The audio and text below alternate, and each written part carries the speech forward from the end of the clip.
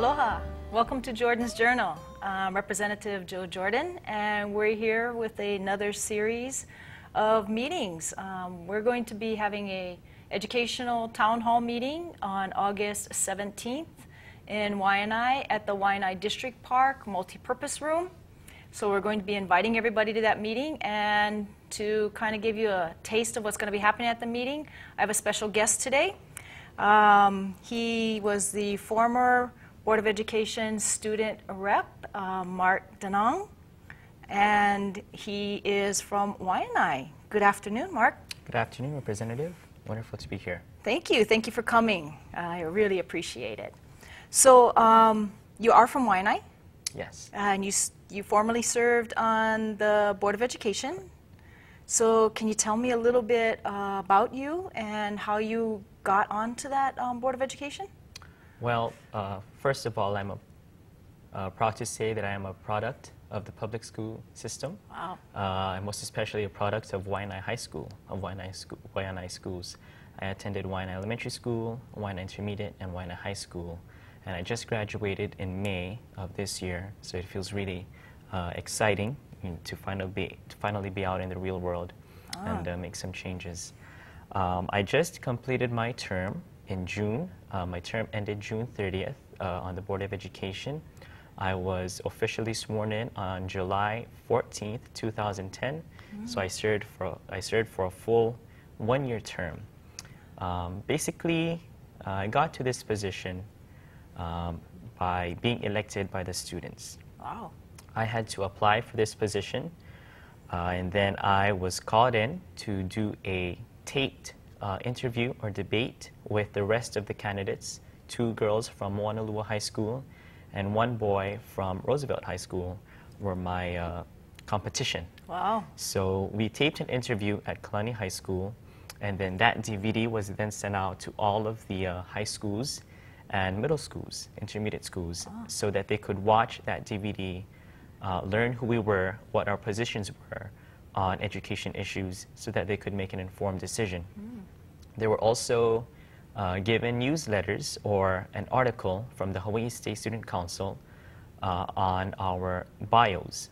So in that newsletter had our background info, our credentials, our experiences, our qualifications, just who we were, so that they were able to make an informed decision.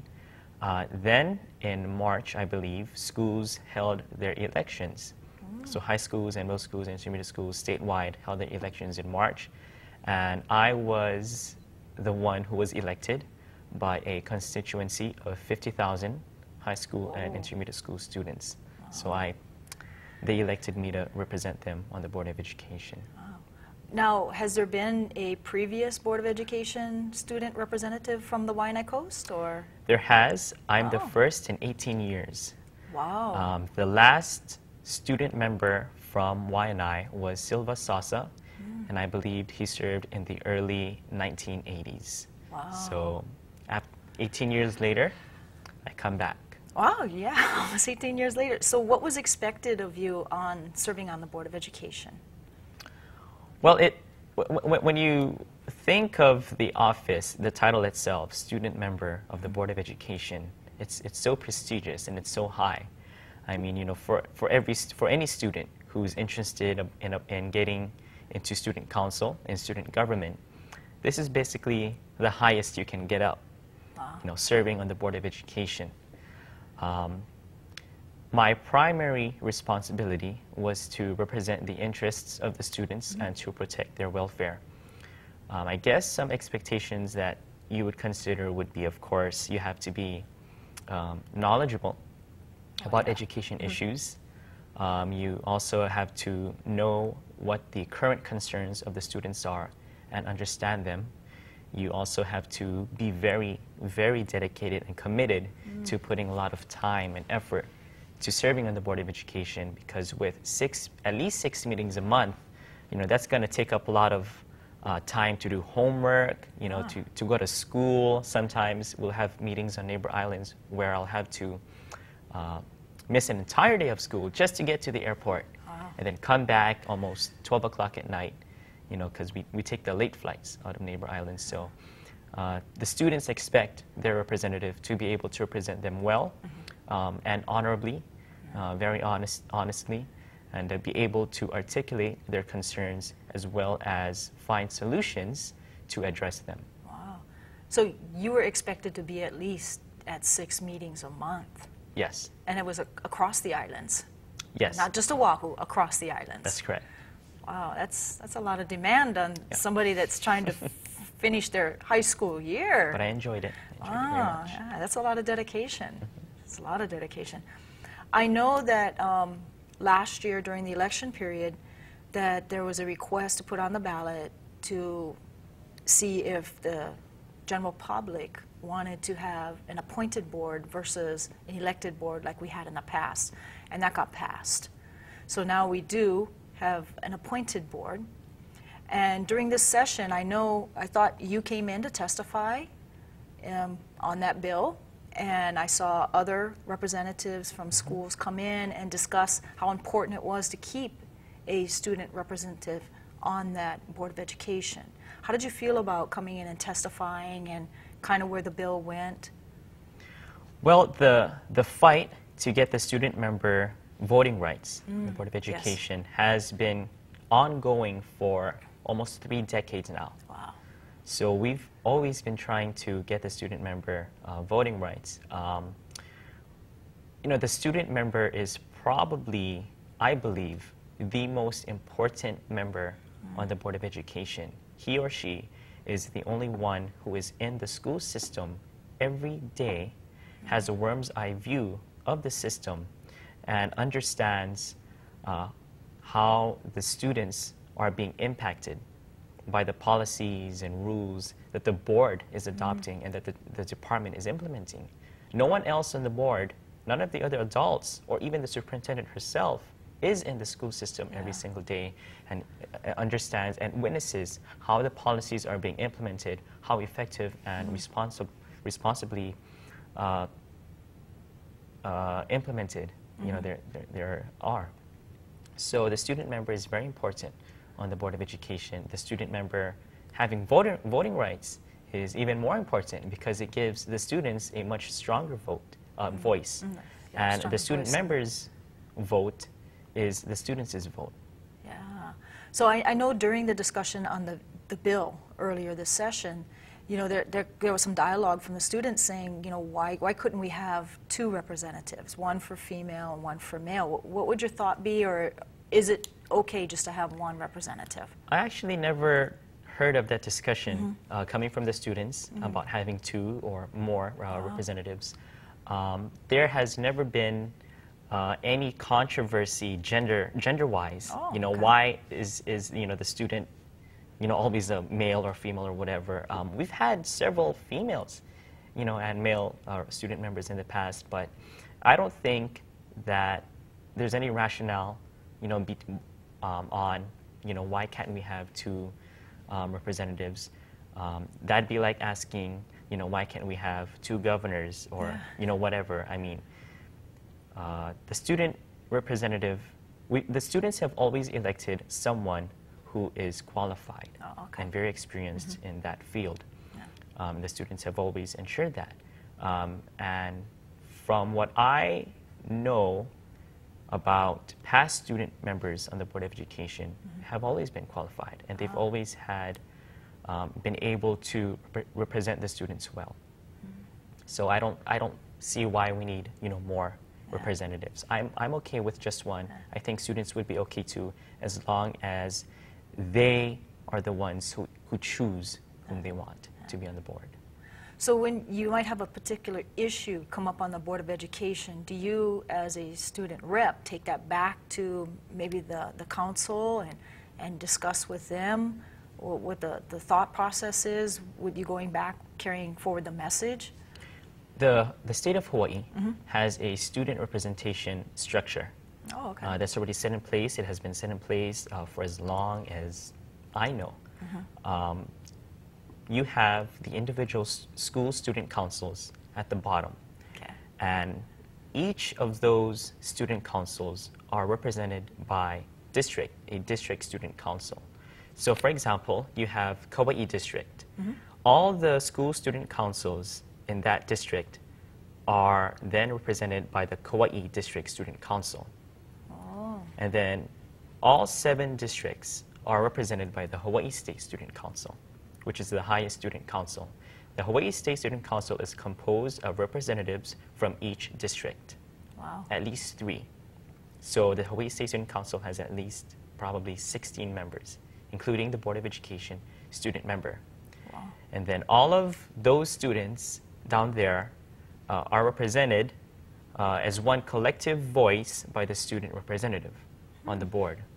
So the student representative on the board is able to go back down to the Hawaii State Student Council, disseminate information. The Hawaii State Student Council goes down to the districts, disseminate information. The district student council disseminate information to the school student councils. Wow. So it is. It's like a pyramid process. It's a pyramid process. You know, that's correct. you're not just representing one school or one student body. You're representing almost every, you know, student in public school, right? Right. Do you guys also represent the charter schools as well? We do not. Oh, okay.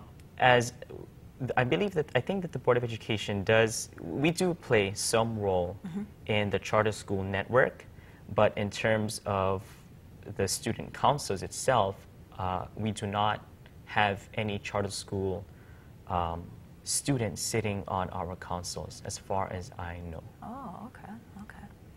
So sitting on the board, and then you were also blessed with sitting not only on the, you know, elected board, but also on the newly appointed board. So you got to see the balance on both those, Right. weren't you? Yeah. Wow. I guess you'll be the only representative that had that opportunity. Well, I don't know if I'd call it a blessing, you know, but it's a wonderful experience and opportunity to be able to see the difference between an elected and appointed board. You know, and I believe I'm the only student who's had that opportunity to see what the elected board is like and what the appointed board is like, and give my you know, reflection on which is better, you know, which is worse. Yeah. So do you have kind of a thought process? I know you're only shortly on the appointed board. Well, to keep it short, you know, I could go all day, you know, talking about my experiences and the events that happened, but to keep it short, would I choose to serve on an elected, if I could do this all over again? Yes. If you would I choose all over choose, again. would I choose the elected board or the appointed board? I would choose the elected board. In terms of people, in terms of how knowledgeable they are about education, in terms of the politics that happen, I would choose the elected board. Wow, that's interesting. That's really interesting. Going forward, they've made a new complex for us, the Waianae Nanakuli complex, and we're kind of as one unit out there. I know going forward, I've been talking with most of our principals on the coastline, and yesterday I was luckily able to talk to our district superintendent. And we have this innovation plan that they've been talking about. Do you have any thoughts or ideas on that particular plan that they've been talking about for like the last year and a half or so? My overall mission, or I guess you could say my motto of my mission, while serving on the Board of Education, was that we needed to create a more student-centered system. You know, and I've had a chance to review the Nanakuli Waianae Complex's plan for Race to the Top proposals. In terms of Race to the Top. Their plan is very ambitious. And I'm a fan of their plan, actually, because, you know, I believe that it is student-centered. They want to change the culture in that complex to focus more on the students and what their needs are. And granted, because we are a zone where poverty and homelessness reigns, you know, the students there have unique needs, and they have unique necessities that some teachers, new teachers, may not be able to understand. And so they need to be trained and taught about what our culture is there, you know, in terms of values, in terms of what our students' needs are, to be able to focus more on every individual student and to help him or her succeed to their fullest potential. Wow. Ah. So going forward, you think this is going to be an ambitious plan, but a very It's an viable ambitious plan, but it's also a very realistic plan. There are, personally, I think that the principals out there in the elementary, intermediate, and high schools out in Nanakuli and Waianae are wonderful people. They have integrity, and they are very honest, and have a genuine concern about wanting every student to succeed. I'm sure that they know what Waianae's reputation is, you know, to the rest of the state, and they want to change that. They do want our students to succeed. They are very intelligent principals. I've had a chance to work with them and to talk with them, and they know their stuff. And some of them are veterans out there on the Waianae coast for years and years and years. So they know what our culture is. They know what our values are. They know how to change it to make it better. I think in the Innovation Zone, they're talking about looking at the holistic view, you know, from the pre-K all the way up to 12, and even putting in that mindset to go on to higher education. You know, I mean, to look at our numbers, you know, Waianae High School has less than 65% graduating. And then Nanakuli is at the bottom of the list at about 55%. And that was, you know, in the 2010 numbers. And how do we get those numbers back up and keep the drive to want to go on to higher education, such as you? I mean, I know you're going on to higher education. How do we instill that, and how do we make that exciting for our kids? Well, it's very complicated. You know, it's very complex. It takes everyone, you know, in the community to help every student succeed. You know, I'm not going to deny that, especially on the Waianae coast, families, parents, they're not very involved in their children's education.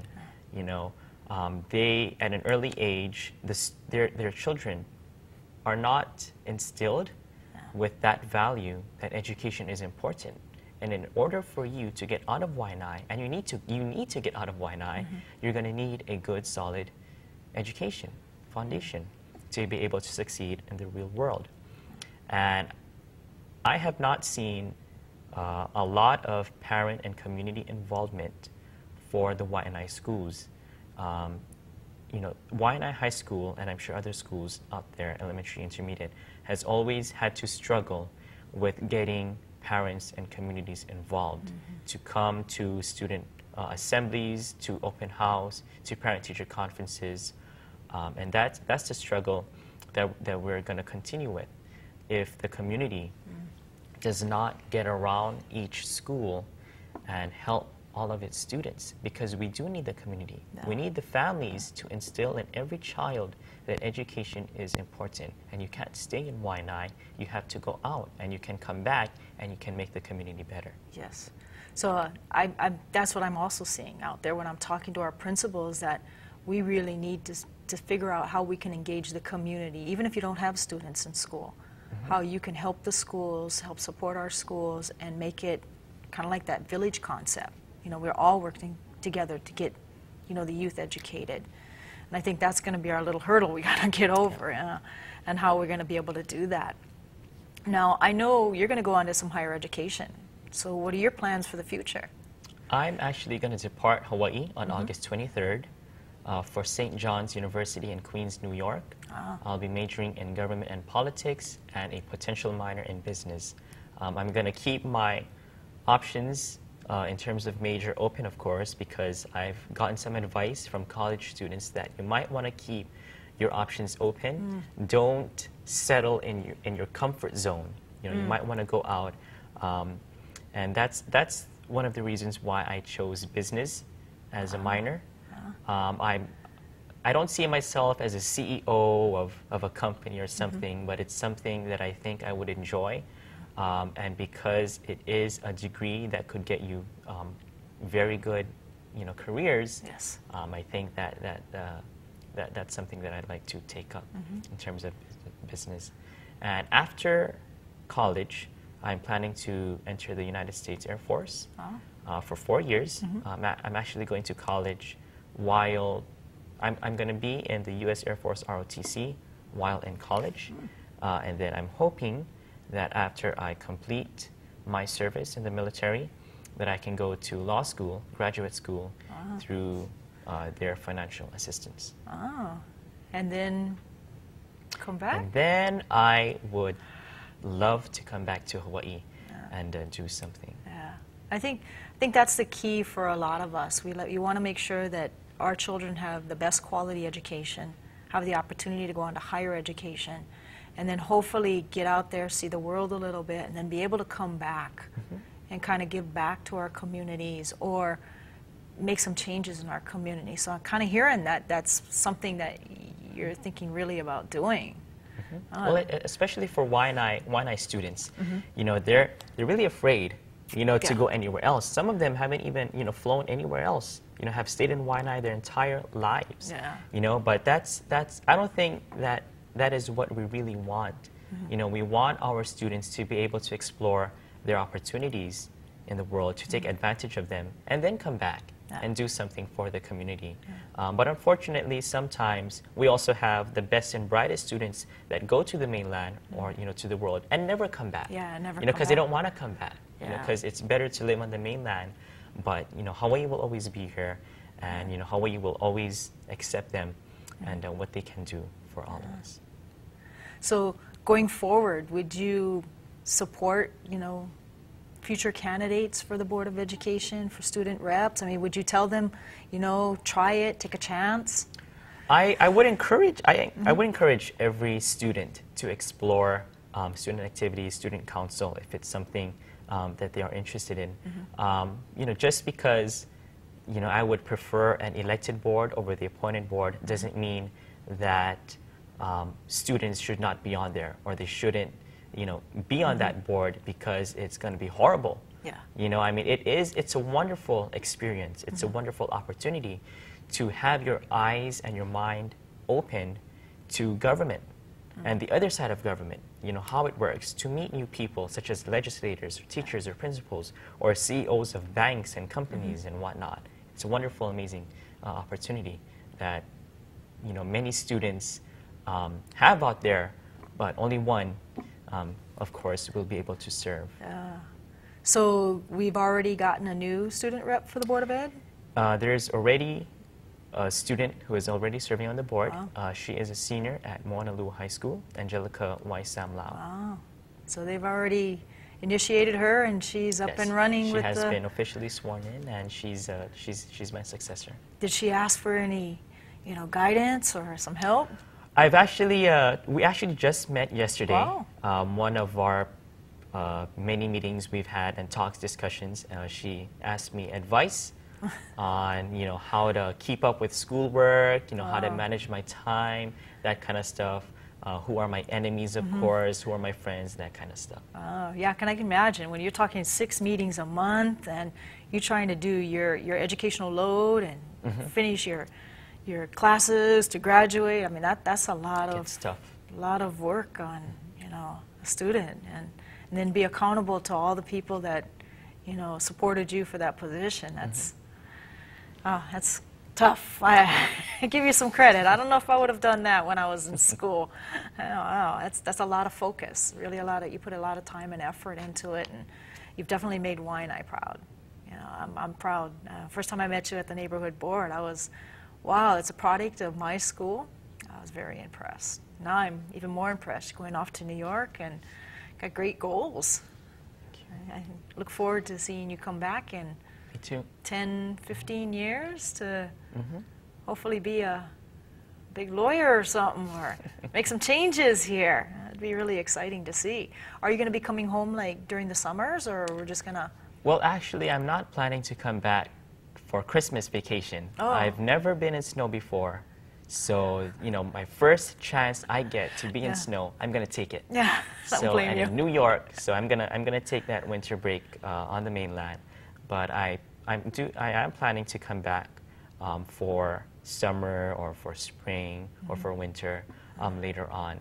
And of course, I am planning on returning back to Hawaii after I've completed my education to do something in law, in the private sector, or because government has always been in my heart and is my passion, government work and public administration. I'm keeping my options open to do something in government. And I've also just recently listed an educational career on my list. Wow. I think it's something I love to do, teaching. Wow. I give you credit for that. I'm not so sure I'd be great at teaching. Not really at all. Well, I'd really like to thank you. It's been a pleasure. I'm going to congratulate you for being such a great rep for our Board of Education and representative for our community. And I wish you all the best for your up-and-coming educational career, and I definitely look forward to you coming back in 10, 15 years and making some changes here. And I'd like to thank you for coming today. Hope to see you at our educational meeting. So that'll probably take a wrap for this show. Again, I'd like to thank Mark Dannog for joining us this afternoon. And if you'd like to meet him, he will probably be at our not my Board of Education, but my educational town hall meeting, which is going to be at the Waianae District Park multi-purpose room, August 17th, which is Wednesday at 7 p.m. Other than that, thank you for joining us for Jordan's Journal.